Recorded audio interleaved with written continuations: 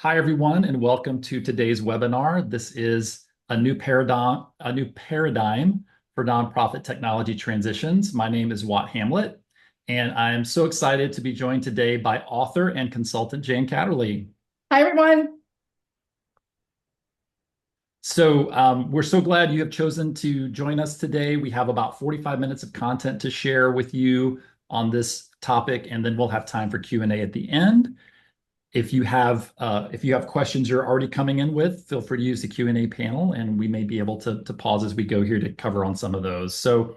Our goal for the session is to shine a light on when and where nonprofit technology transitions can go off track, and then how you can improve your chances of success by adopting the principles and practices that Jan has developed in her new book, Change Killers: Managing Resistance So People and Organizations Thrive. And by the way, Jan, sincerely congrats on writing Thanks such a a lot. fantastic book.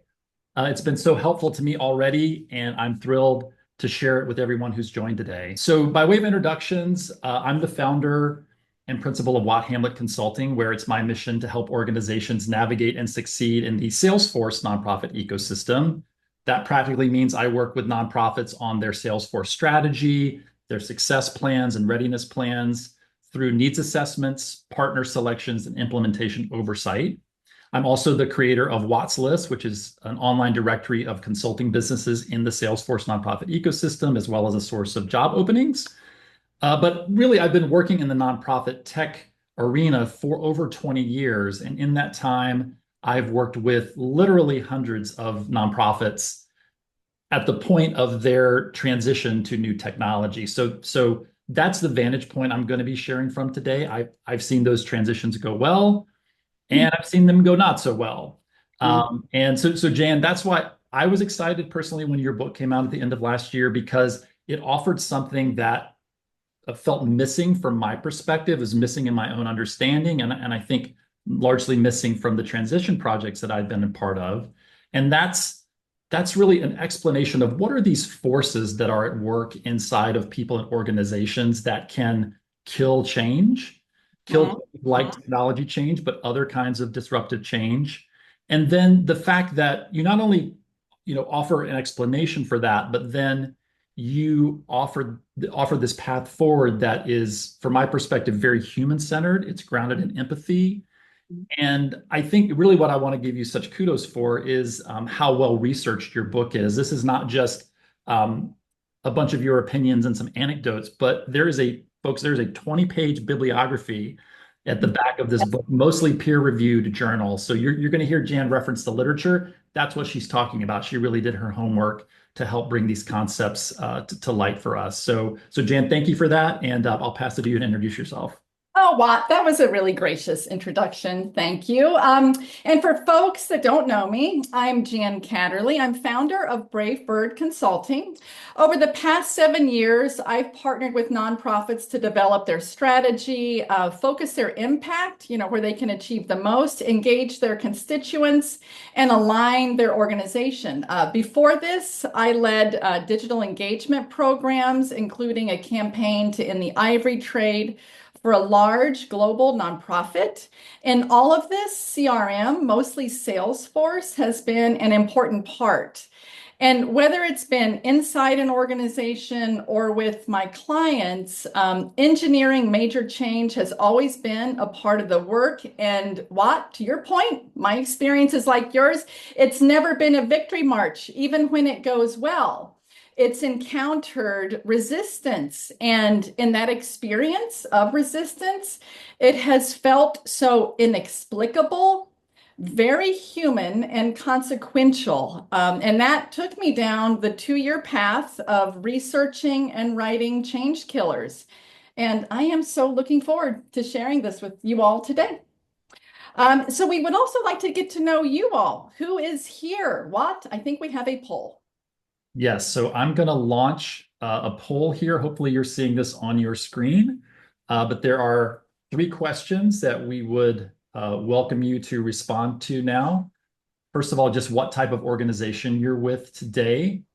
Have you been through a major technology transition at a nonprofit, either as a staff member or a consultant, or maybe both?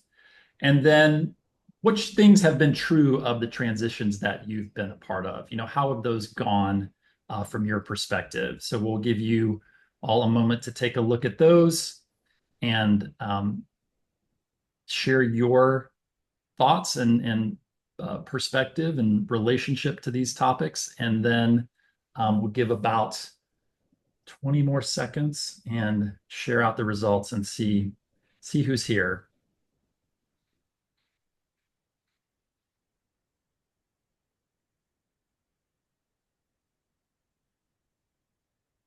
Great. Thank you so much. We've got a lot of responses coming in. Appreciate that.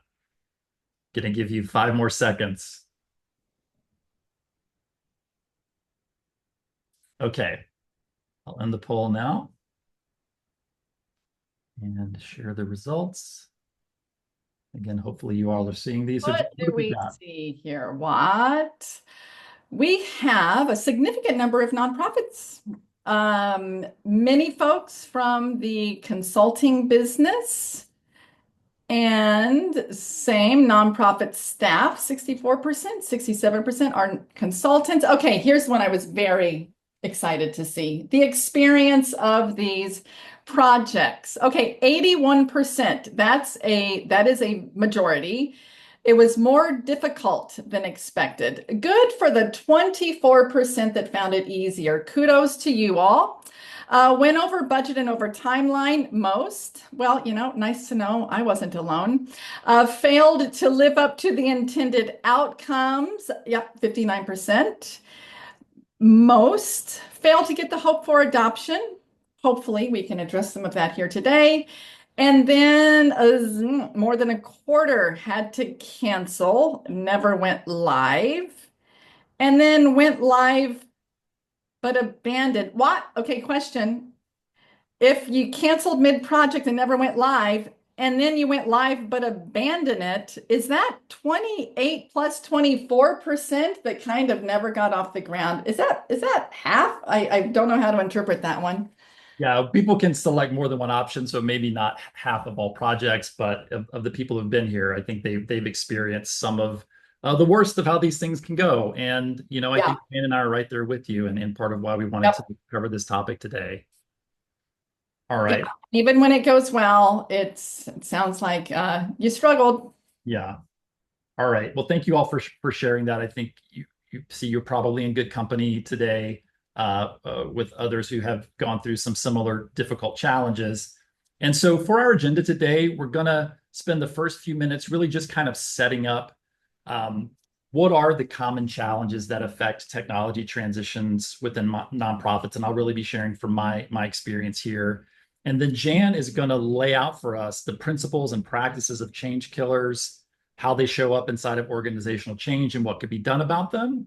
And then we're going to bring it back together at the end and apply these principles to a very common scenario within nonprofit tech transitions, so you can see how change killers really supports this type of change effort, and kind of lays the groundwork for a new paradigm for approaching these projects going forward.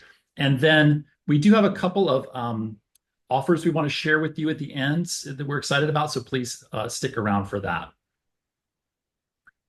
And don't forget, we've got the Q&A panel there as well for any questions you may have as we go along. All right, so what you see on the screen now, this represents a typical life cycle of a technology transition. Again, this is where I spend most of my time with my clients, somewhere in this spectrum, and in some cases going through the whole spectrum with them. And we essentially have sort of a before, a during, and an after of a nonprofit technology transition. It starts with some kind of call for change. There's a vendor technology selection. We go through an implementation, and then we transition into operation. So what I'm going to do for each of these parts of the life cycle is just call out a couple of ways that I see that these transitions can go off track in each phase. And if you have experience with any of these as I name them, feel free to shout them out in the Q&A. So first, in the call for change phase. So sometimes in these initiatives, the call for change comes from the top down in the organization. And in those instances, sometimes the input from the necessary stakeholders is not taken into account, which can result in whatever the new system that's being brought in actually breaking what's already working. So sometimes the new technology has the effect of actually kind of making the organization worse off rather than better off because those initial stakeholders aren't brought to the table soon enough. When sort of the other side, when technology change comes from the bottom, sometimes there's not the necessary support for it at the top of the organization. So as the organization starts moving through the change, there's no vision to sustain it from the top of the organization, and the necessary support and investment isn't provided to see it through sufficiently. And then in either case, whether it comes from the top or the bottom, that call for change is often accompanied by shiny object syndrome. So people think that the new technology is going to fix problems that are really not technology problems. They're process problems, they're people problems, maybe they're leadership problems. So sometimes tech transitions can go off track right from the very beginning. When we get to the next phase of vendor selection, a couple of things I see happen here that can take projects off track. The first is that organizations will often overbuy technology. They'll buy the wrong solution or too much of a solution. Salesforce is especially good at getting customers to buy maybe more than they should. So before the project even begins, organizations are in for a lot of money, which increases the pressure on everyone to push it forward as quickly as possible, when sometimes slowing down or pausing might be the wiser course of action. And while there's can be a tendency to overbuy technology, there can also be a tendency to underbuy services to support the implementation. And that's a combination of budgetary pressure. So you're already spending a lot on the technology, find some savings by spending less on services. And then you've got competing pressures among implementation vendors, which can often lead an organization to pick the least expensive option. But what happens then if they skimp on the help they need? This puts more pressure on them internally to shoulder more of the load with technology that they don't have any prior experience with. And so that combination of factors, again, can cause the project to go off track and not achieve the intended outcomes. During discovery and design, some problems here are that there can either be too little input when needed, or sometimes actually too much input. So sometimes the right stakeholders, again, just as at the call for change phase, the right stakeholders are not given a chance to weigh in early enough. So what's built out for the organization doesn't end up being sufficient for the needs of the users, and then ultimately adoption can suffer. On the other side, and maybe even at the same time, the organization may be getting too much input and then have trouble managing competing priorities and demands, which may lead to a system that's over-engineered. It's more costly to build and more complex to manage, and can send the project off track. In the implementation phase, and again, I see this especially with Salesforce projects, that there comes a point in the build where you encounter some technical challenge that proves difficult to solve. Maybe this has to do with some custom functionality that the organization needs, or some kind of integration. And it might have even been something that you anticipated up front, like you knew this was going to be a hard thing to solve for. But when you get to that point in the project, things can start to stall out. Maybe there isn't a perfect approach to solve that problem. Maybe you're going to have to compromise more than you want to. And as the project stalls and you kind of are trying to find a solution, people start to get nervous. They can start to doubt their choice of the partner. Does this team actually have what it takes to build a solution for us? They might even start to doubt their selection of technology. Like, can this product even do this thing that we bought it to do? And again, that can be a cause for the project to go off track. And then finally, the system is live. We're in operation mode. And one thing I see here is that organizations often don't account for how long the adjustment period will be, both to get people to utilize the system effectively, as well as to get the system and processes kind of optimized. And so they'll start to, again, kind of get nervous that it's going slower than we thought. and maybe the slowness is a failure of the system itself.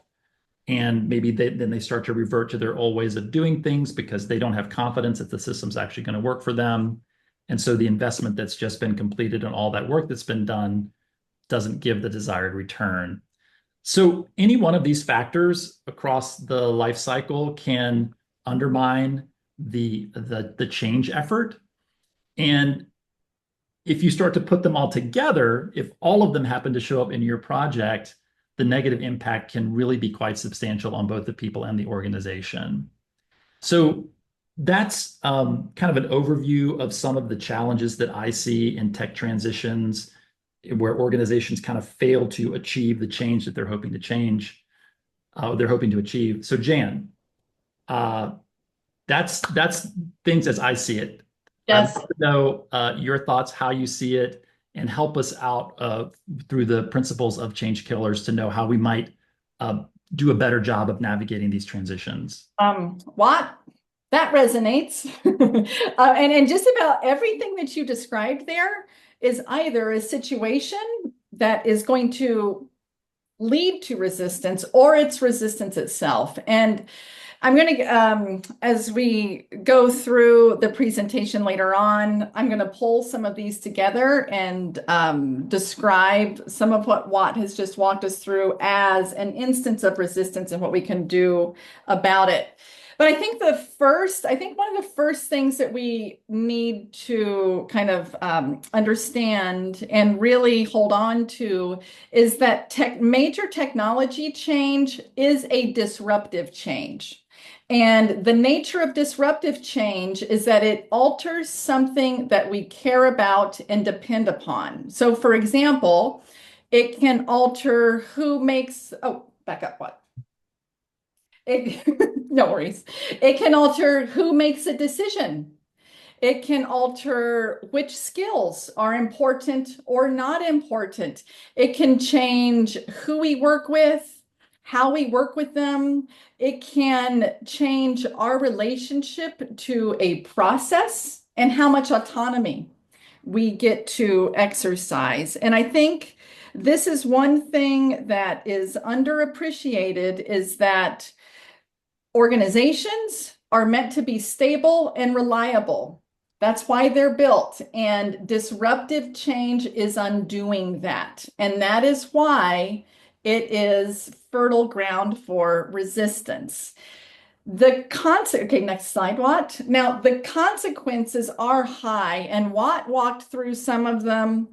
You all in your wanderings may have experienced this, but a major change effort gone wrong is, of course, time and money wasted. That's a given, but it can also either that change or the next change that organization wants to undertake can be set back for years because people don't believe it can happen. You can have a loss of faith in the organization's leadership and their ability to get things done for everyone involved, whether it's, the change leader or the frontline staff or the consultancies trying to, guide their client. Stress and anxiety can take a huge toll, and that has all sorts of impacts on how we show up to our work. Relationships can be damaged. This can be quite painful for people to experience, and staff can eventually leave. So resistance is the impacts are very consequential and they're human. Next slide, Watt. And this is what led me. So it's those experiences and how just real they are that led me to try to understand resistance, because as I was experiencing consultancies and the clients are experiencing it, no one is understanding what's happening. And the literature in the leadership world also gives pretty short shrift to resistance. And in fact, typically, next slide, Watt. Typically, how we think of resistance is as a resistor, a singular individual that has like personality traits. You know, they're irrational, they're stuck in the mud, they've got their own political agenda. You know, they're too narrow-minded. They don't see the big picture. We think of resistance through the lens of singular individuals, and that gives us a pretty easy out as people leading change because we get to focus on them. The resistor, they're the problem, instead of the issues that the disruptive change is bringing up. And so when we look at the reality of resistance and the reality of disruptive change, and this is what the research is all about, we see much deeper and more complex dynamics at play. It is, you know, resistance is the result of routines that an organization has adopted for years. It's the norms of a group. It's the dynamics, the social dynamics in organizations are hugely consequential. The history of the organization, the structure, and, you know, what things are baked in place and how different people are incentivized. This is, you know, this is what is involved with resistance and why it happens. And that's what has taken me to Change Killers. And understanding Change Killers looks at resistance not as a personality problem or an individual problem, but as a phenomenon, a complex phenomenon within organizations. And so 2 years was spent researching the phenomenon, kind of cataloging my experience, the experience of folks like Watt, my clients, and what also shows up in the literature. How does resistance manifest itself in organizations in times of major change? And so there's 8 change killers that the book dives in deep into. And for each one, I go into how does it show up? What are the causes of it? What are the consequences and what you can do? And the change killers, they vary. Habits and routines are a source of resistance. The commitment to the old organization when it's changing is a source of resistance. Identity, what are we identifying with in our organization, in our practice, in our career? That is a source of resistance. The status quo effect. This is our individual bias to prefer, what we have versus something new. But most importantly, it's the structures of organizations that keep things in place, that keep them steady and stable. Best practices. When we think we have a best practice, we are very reluctant to let it go. And in fact, it can become a dogma in and of itself that prevents us from looking at something new. Groupthink, it's a very familiar term, and you may have a, you may think groupthink, but it is a fascinating and detailed dynamic of how groups can influence individual behaviors in all sorts of ways. And I think Watt teed it up nicely. Doubt can seep into technology projects easily, and doubt spreads like a contagion. Threat rigidity. This is when you feel threatened, when you feel out of control, we kind of close in. We get kind of narrow-minded and we revert to the things that we know best. And then change cynicism. This is simply, well, it's not simple, but I think you'll know this one intuitively. It's when we don't believe in the motives of the people leading change or that the organization can get it done. And that will keep us from putting ourselves out there. So these are the 8 change killers. And I go into detail what they are, how they show up, and what you can do. There's lots of things that you can do with these. I'll just jump in and say that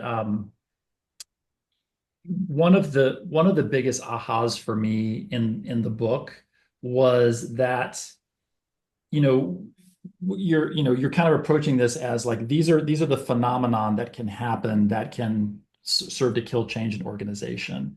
But these are also largely the same phenomenon that keep organizations stable Yes. and functioning in the first place, Yes. right? That we build Yes. habits and routines around our work, that we have Yes. commitment to the organization, that we identify with the cause that Yes. we're aligned to, right? All of these things serve stability. So it's sort of little wonder that when now the organization, either because of external factors or because of internal drivers, is needing to make a change, it's not an easy reflex. It's not Yes. an easy pivot for people to make, to suddenly give up on any of these things that are keep actually working to keep the organization stable.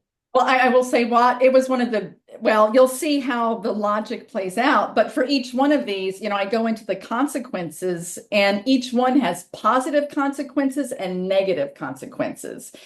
Habits and routines means you're not reinventing the wheel every day. Commitment means that you're going to invest yourself. And you're going to attach yourself to that version of the organization.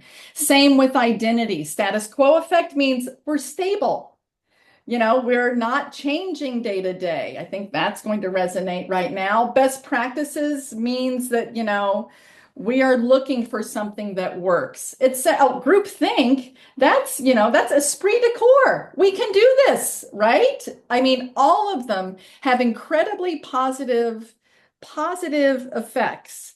And yeah, I think and you're going to see that as we go through what is the logic of resistance. It is these dynamics, I believe, not to get too philosophical, but all of the forces that lead to resistance in these ways, I think, are what makes organizations achieve really great and difficult things. It is what makes collective action, I think, possible and very powerful. So each has a very positive and a negative. It is all on, it all depends on how it's managed. And that's what we shall see.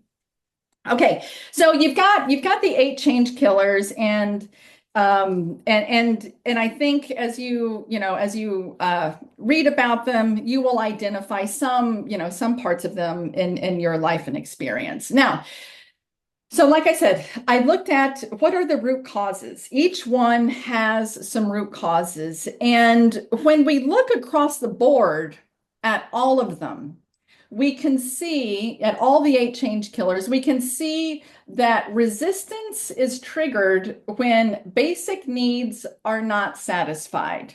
So for instance, we resist changing habits because of our need for cognitive ease. We resist something that feels threatening because of our need for control. We resist anything that our group is against because we need to belong. We resist leaders who fail our sense of fairness because of our need for integrity. We resist letting go of long-held practices because we need to feel competent. We resist major departures from the past because of our need for stability. And we resist abandoning our commitments because we need a sense of purpose. So what you see here, each one of these is a change killer. Habits, groupthink, threat rigidity. Each one of those has a basic need that is at the bottom of them. So next slide, what? Which then takes us to this is where we get into the real management practice for resistance. 7 basic needs cause resistance. To Watt's point earlier, they also build support for change. Each one of these dynamics can be positive or negative, and I'll go through that in just a second.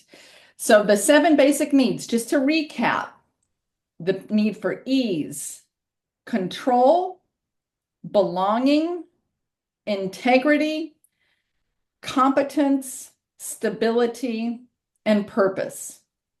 These are achingly intuitive ideas. And it's not, if I didn't do the research and I just presented these to you, you might wonder, well, that's pretty easy, Jan. But this really does come from a deep investigation of the phenomenon of resistance and what causes it. And you can look across all of the case studies in the book. And this is what I did after I thought, here is the deeper logic of all of it. This is the thing that ties all of these phenomenon together as a phenomenon of resistance. And then I applied this lens to all of the case studies, both the positive and the negative ones. And you can see, oh, why did that mutiny take place when everybody was on board for the budget cuts at the beginning? But then, as the core capacity of the organization got cut too deep and the stability became compromised, and people started to see the leadership as acting in a mercenary fashion instead of on behalf of the long-term interest of the organization, they started to doubt the integrity of the whole effort, thus a mutiny. Why did Joseph Scanlon successfully save his steel mill during the Great Depression when all the other industries were going under? Joseph Scanlon was one of the first people that brought management and staff together to collectively together identify how are we going to cut costs and how can we all share in the benefits of this? How can we all have the same incentive structure? He was a pioneer in the 1930s that did this. And why did that work? Because it leaned into a sense of belonging. We are all in this together, a sense of purpose. We are going to save the steel mill, the primary employer of our town. And it made everybody feel competent and in control so that the frontline worker wasn't just, oh, here's management giving us more cuts to deal with. No, they were at the table. So it makes sense of what goes right and what goes wrong. And you can use this as an interpretive lens, even in your own work. Like there's probably a lot that you're doing right. This will help you understand why. Yeah, and Jen, I'll just say as I look at these seven basic needs, like you say, they're achingly intuitive. Like if these were the words that described my work life every day, Mm. so I'd be so happy and satisfied. Heaven. I think these are great things to aspire towards, and also just the way that you help us understand that when these things are in place, organizations are resilient. When Yes. when the people and the structures in the organization are um, fostering these basic needs, supporting these basic needs, there's a resilience that happens inside of organizations, and then as change comes in, it has the potential then to kind of crack these eggs open Yes. and kind of undo the things that are kind of making the organization stable and functional. Yeah. And if I can, and I'm going to show you all in just a couple minutes here. With disruptive change, like it may be necessary, it may not, it may be, I'm agnostic as to whether it's good or bad, but to just keep up with the metaphor, you will have to break some eggs, right? Like there is likely no path forward in which you are not negatively impacting some of these. And then the question becomes, okay, how do we balance it out? And I'll show you what that looks like. Okay, so what we have, and this is kind of at rock bottom, the logic of resistance is that you have disruptive change triggers these basic needs, and if you manage them well, that can lead to support for change. If you mismanage, exacerbate, ignore, it can lead to resistance. So the difference between support and resistance is in how you manage them. Janet, a question has come in. This might be a good time to pause and answer it. Oh boy. So regarding the basic needs, should we look at these as spokes of a wheel that all need to be in place at the same time, or should we be prioritizing them in some way? And we'll talk through that. So a couple of assumptions, and I kind of lay this out in the book, and certainly the logic of having 100 different actions. I've got an action pack, of 100 different ways you can satisfy these and things you can do.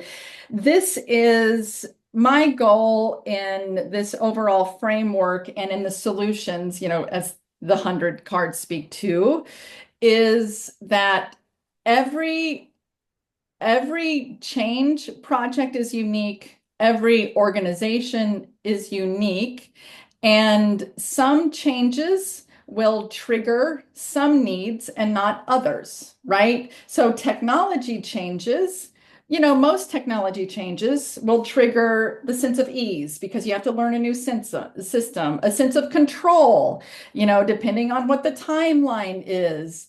Certainly a sense of competence. You're new at it. You've got to learn, right? So technology will typically trigger those three. Depending on your organization, if you've failed at this before, then you'll probably have like, do we have integrity in even trying this?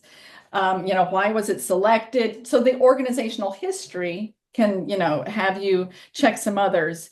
So what I would say is they're all present, but they're activated differently. They're activated by the nature of the change and the nature of the organization. And then, but and you'll see how this comes together at the end. So they'll be activated differently, some not others, but you can use them as a whole to try to compensate and balance it out. So if, for instance, integrity is compromised, meaning, oh, we haven't done this very well, you may need to lean into competence to address that. Oh, no, this time we have the skills to do it right. So you can use them to compensate for one another. Thank you. I hope that answered the question. Hopefully it'll become more clear as I unpack how this works. All right. Should we move on? Yeah, I think next slide, Watt. Yeah.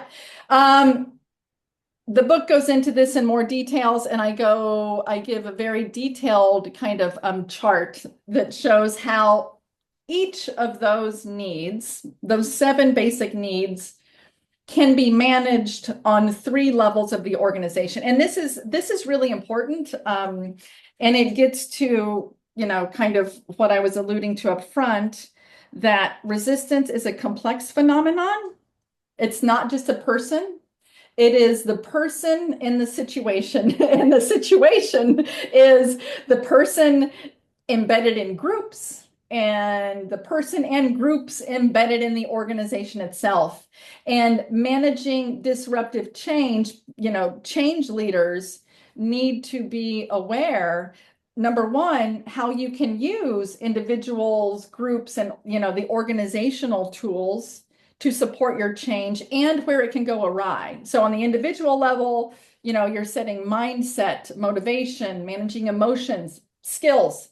For groups, who is involved? How can you leverage a group to help solve problems? Importantly, what is the tone of the social dynamic? And then at the organizational level, it is the structure, and not everybody has access to changing things at the organizational level, but you would certainly be wise to be aware of alignment and misalignment and do what you can. But the structure can be really important if you have a really innovative team that is, an innovative project reporting to kind of a bread and butter executive. It's potentially not going to get the resourcing it needs. Making sure that attention and focus stay on the effort itself, hugely important. How information flows, and then the rewards and incentives. So it is all of these things together that will produce resistance or support. And that is much, much different than just focusing on the individual and their personality or psychology. So we've got the phenomenon of the 8 change killers. We've got the 7 basic needs that, when managed, can either, or managed or not managed, can lead to support or resistance. And then we need to be thinking in terms of applying this on 3 levels of the organization. Yes. Yes. And I Awesome. kind of go through how the needs show up in, those different levels. Yes. Okay. So we're going to kind of bring it back Get together. it together. So at the top, I laid out some of the ways that I see technology projects going off track, these disruptive technology projects. So Jan, help us understand now how we can apply some of these concepts in getting better outcomes. Yes. Okay, so let's take, I want to just pull together a few threads that Watt kind of talked through at the beginning. So let's take this situation. And this is, this situation may resonate with more than just Watt and I on the call here. This is a doozy. This one's a doozy. Well, it's a doozy and well, it's kind of real. Yeah. So let's say you've got a major technology project and it hits a bump in the road. This is the situation. The technology partner, the consultancy, is encountering an unforeseen complication. So no one knew about it in advance. The client didn't know about it, and the consultants are discovering it. The technology partner is starting to sound the alarm with the executive team so that it gets the attention and, yes, the budget needed to solve the problem.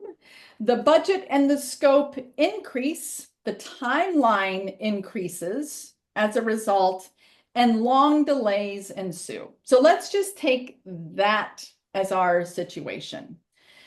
Now, how is that experienced? Okay, so on the staff side, and this is Watt talked about it. I've seen this too. The staff encounter in this situation, it was a top-down decision. They were not consulted on the software, the partner, or even really the need for the new system. They certainly don't understand the complexity of the build out or how to solve the problem. They don't even understand the problem, much less how to solve it, the one that the consultancy is grappling with. The project delays start to put pressure on their timelines. Inertia sets in as the project stalls. And with inertia comes doubt, confusion about the path forward. They don't know, is this really even going to be the thing that we use at the end of the day? Hard to tell. So that's from the staffing perspective. Now you're making my palm sweat, Jan. I know, me too. It's Okay. memories. Then from the executive, there's more. There's more. So that's just the staff. Okay.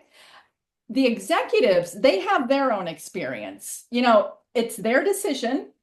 Their neck is on the line. And these are not technical executives. It's like the CEO, the COO. This is a technical challenge with no clear solution, meaning path ahead. Is there even one?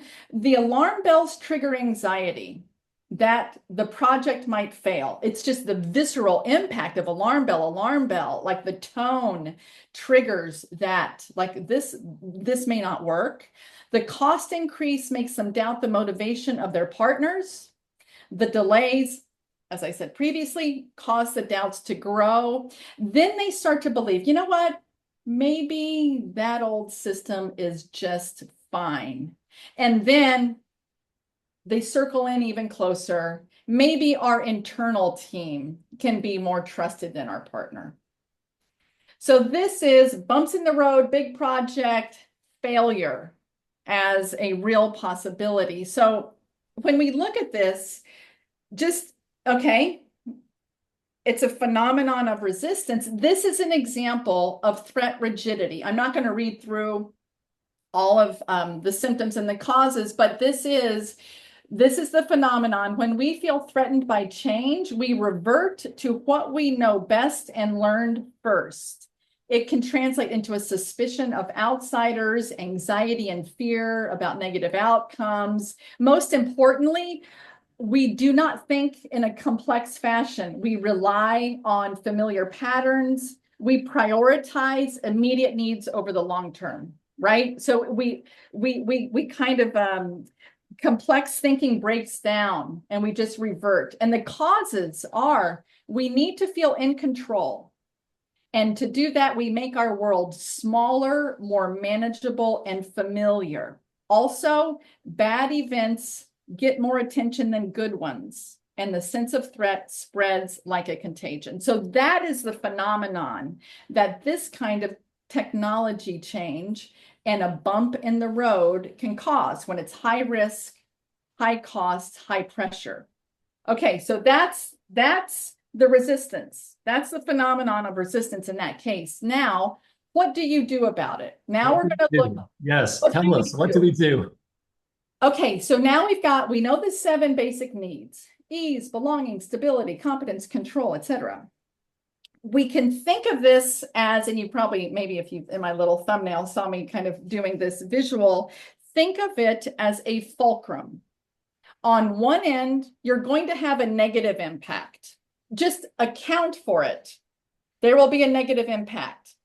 Your goal is to know what that is with some specificity so that you can counterbalance it. So let's just take, in that example that I just gave you, in that case, for both the staff and the executives, there was no control over the outcome. There was a reliance on external partners. They had no internal competence to solve the problem. There was no ease in decision-making because it was novel to all of them. These are not technologists. You know, this is all new, so they didn't have any bearings. And the integrity of their partners was questioned because cost was involved. And they, you know, potentially burned before. Not everybody has great experiences with these things. So that's the negative impact and the needs that are triggered in that situation. Okay, now what can you do to counterbalance that? You can lean into a sense of belonging, that we are all in this together. You are not alone. We are here to help. That's if you're the consultant. If you're the executive, you say to the staff, we hear you. We are on your team too. You are not just shouldering, you know, the pressure. You lean into the integrity of the process. We have, if you're the consultant, we have a way of getting you through this. We know how to deal with this. We have a process that can manage it. You ease the understanding for non-technical users so that they can understand roughly what is happening and where the path is going. You lean into the competence of technical experts so that they know someone knows how to get them through this. You give people a sense of control by letting them know what's coming. This is where we are. This is where we're going. Especially when you have delays, doubt and cynicism fill a vacuum of information. You cannot let information lag when you have a delay, and you should really never let inertia set in. And then you reinforce that the project will survive. There is stability in this process and for this project. So we have negative impacts, and you can't really avoid them in this situation. You need to account for them, and then you need to counterbalance them by looking at how you can either bolster the needs that are negatively impacted or use others to counterbalance it. So that's how these needs become kind of, those are the keys to the kingdom of managing resistance, is understanding how they'll be affected and how you can leverage them. So that is how this translates into a management strategy for major change. And we really just kind of you know, for the sake of time, and I know we're running a little short, but you know, we're really only able to lay out that one example. But these same concepts apply across the various types of change killers that can emerge in tech projects, as well as then thinking about how you apply the levers of the basic needs to create a path forward. So Jan, thank you so much for that. Yeah, and I think, you know, just to end, before we get into Q&A, is the paradigm shift. That's what we titled the talk today. That the key paradigm shift is understanding that disruption will trigger resistance. Resistance is a natural expression to disruption. It is common to all of us that resistance is not an obstacle. That's a key paradigm shift, and it can be a source of support for change. And I think, there's a lot of, we'll talk about, this more deeply in the workshop that Watt and I are going to offer. But this framework is a way of managing change. When you manage resistance, you are managing disruptive change well. And you can use this framework across a life cycle. You're going to encounter a different kind of resistance at the beginning, the middle, the end. There's lots of ways to pinpoint how it's going to show up in specific organizations for specific projects. So once you understand these basic needs and the nature of your disruptive change, then there is a ton that you can do to manage that. So thank you for Thank that. you, Dan. So yes, if you've got questions, we've got a couple that have already come in that we'll get to here. Please go ahead and enter those into the Q&A panel. Want to just talk about a couple of resources that are available. So first is the Change Killers book. You can go to changekillers.com. The book is available in hardback and paperback. You can listen on Audible or Spotify. And then you can also order this action pack that Jan alluded to, this set of 100 cards with specific actions in support of one of the 7 basic needs across the different types of changes that you might be experiencing in your organization, obviously not just technological. And then the second is, as Jan alluded to, so we are going to be offering a training workshop, Change Killers for Nonprofit Technology Transitions. This is going to be 5 hours of training that will happen in August and September. There will be a version specifically for folks inside of nonprofits and a version for consultants. We'll get into all 8 change killers and applying the strategies related to the 7 basic needs to them. And space is limited, though. We only have room for 8 folks in each of the webinars. There's an introductory pricing of $199 for the workshop. If you are interested, all you need to do at this point is raise your hand, and we will then be able to. Well, I see you in the yes, raising your hand in the Zoom interface. What I'd actually like you to do is the QR code here on the right will take you to the interest form. There's also a bit.ly link here at the bottom, bit.ly/CKNP workshop, where you can indicate your interest in that. And then we will be back in touch in July to confirm the dates and confirm your interest then. So hope you will consider that if you are someone who is currently going through a technology transition in your nonprofit or will be going through one in the future. So with that, I would like to open it up to Q&A. And Jan, I'll just throw a couple of these out for you. There's some good ones here, Watt. Yeah. So how do you prevent this from I guess cycling for staff? Yeah. For example, staff may resist due to a sense of competence and control, and those trying to lead the change may begin to feel siloed and lose their sense of belonging and purpose. So you've got sort of resistance being triggered across all the basic needs. Yeah. And okay, so this is this is a great question, and I'm probably only going to, I'm not sure I'm going to do it full justice because I think there's a lot here. I think one thing I would say simply is that and I make this point in the book pretty strongly that you may be leading a change one day, meaning you, the change leader, are initiating it. You're the agent, you're causing it. But like the executives in the example I just gave, it can take on a life of its own, and then you're responding to it. And I think one piece of advice that I would offer on this, but it's, this is only potentially a partial answer to that really great question, is that I think it's important, the 7 basic needs are so intuitive that they can become an interpretive lens as you go through, the change individually. So change leaders should be aware of, what is this going to impact in my life? Because, oh, it'll change something for you. You may have more control than anybody over it, but there will come a time when even you will be potentially alienated by that change, or the people that are, you're asking to adopt it. So I think it should be, and in fact, I start to use it as just a way of interpreting life in general. Why is it so hard?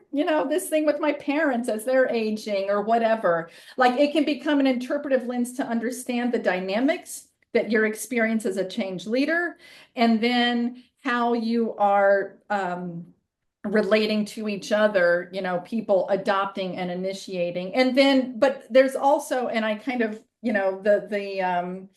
I'm really not selling cards here, but I will reference, I'm not because, but, in, in the action pact, I give, 15 exercises that you can do with these cards. And one of them is to have your group get together, bring people together and say, how is this going to affect us all? How is this going to affect me as an end user, me as a project manager, me as the leader, and then come up with this common language to understand that, and to be able to then kind of put together a collective strategy in addition to an individual one for getting through it. So I think that's a really fantastic question.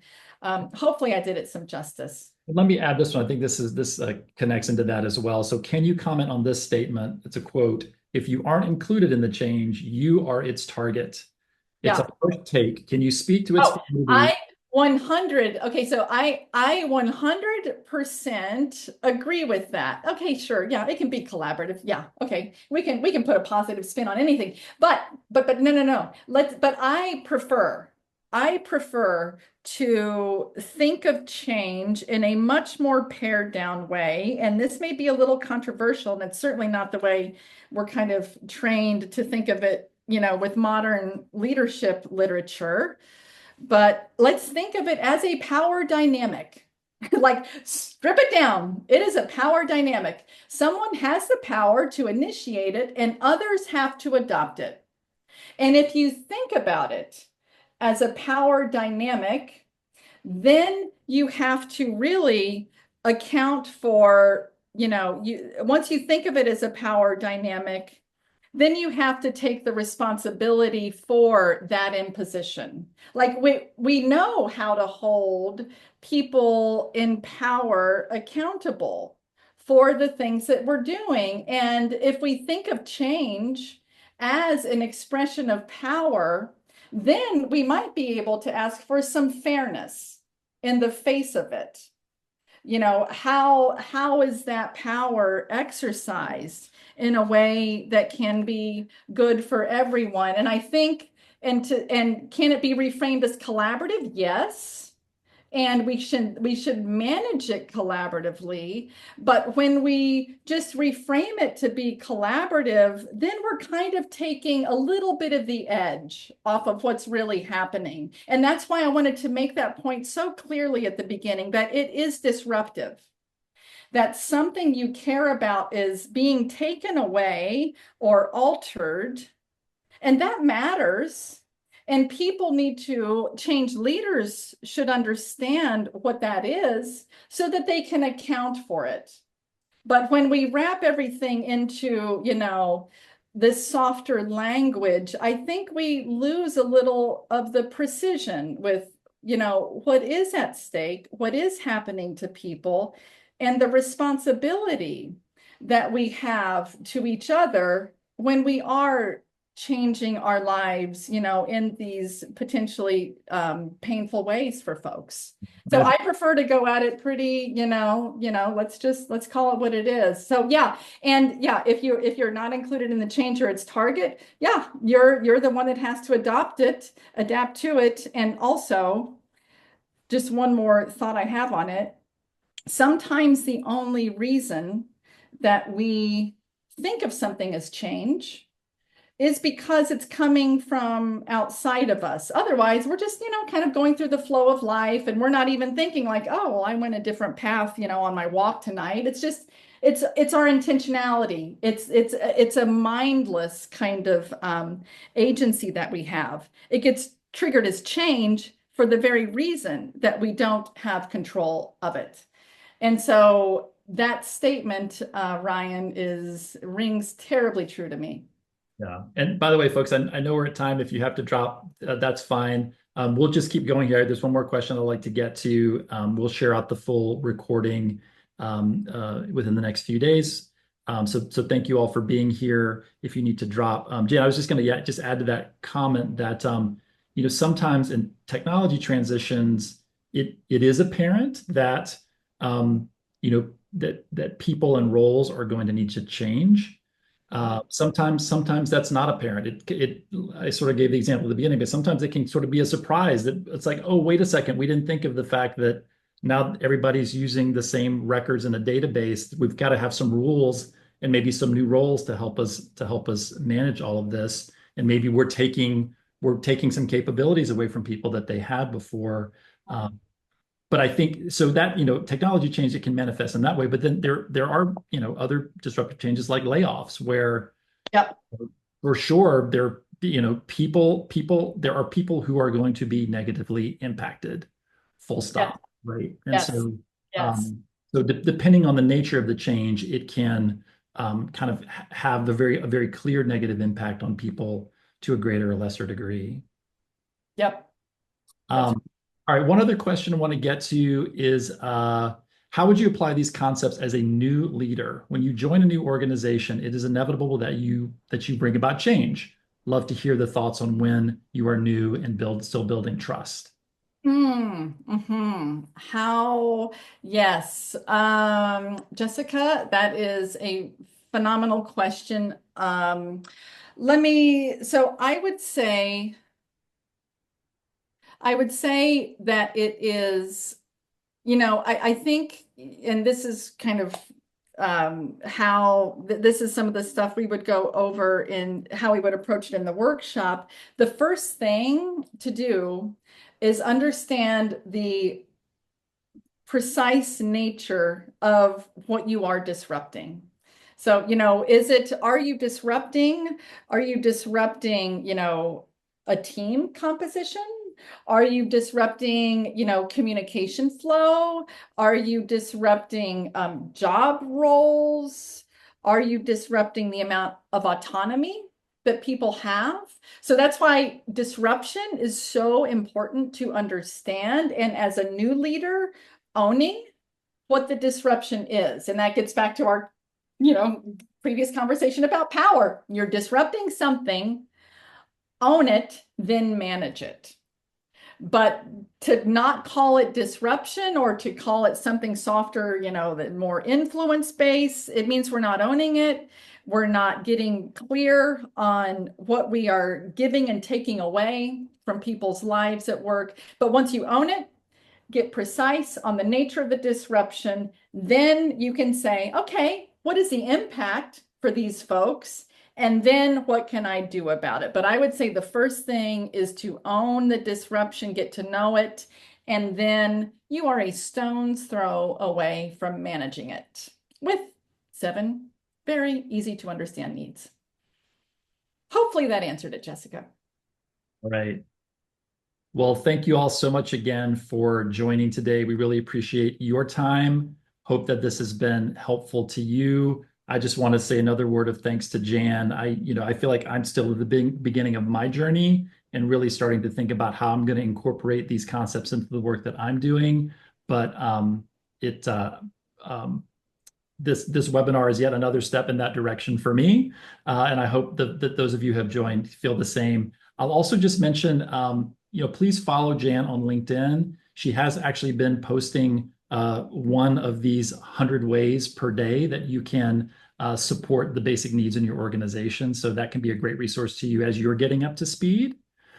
And yeah, Jan, any final remarks? No, I am truly grateful to have the opportunity to share this with everyone because my hope is that it can lead to well, to be quite honest, a better world is my hope.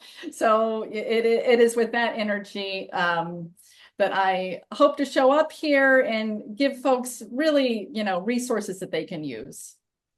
All right. With that, we'll say thank you again, everybody.